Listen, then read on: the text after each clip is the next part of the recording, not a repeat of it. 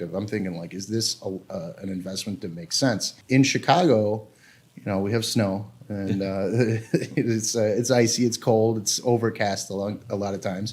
So how does that compare? I mean, I know that you're biased because you're in the industry, Absolutely. but in your experience, I mean, I would imagine that people probably bring this up. What's your answer to that? So we have a map. Yeah. It shows the sun exposure over the United States and all the different areas, and then also like the leaders in the world. So Germany is on there. Yeah. They're the leader in the world when it comes to solar. I think actually China might have just passed them, but Germany has been in the past.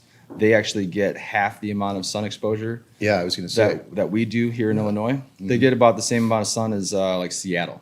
Yeah.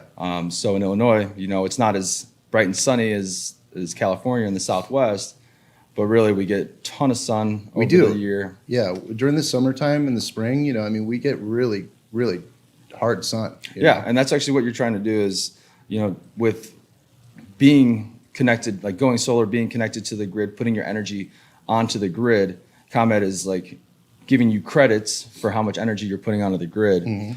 Those credits, you're trying to build those up over the spring, the summer, and the fall to then move you into the winter time. And it kind of averages out over time, Yeah, right? yeah.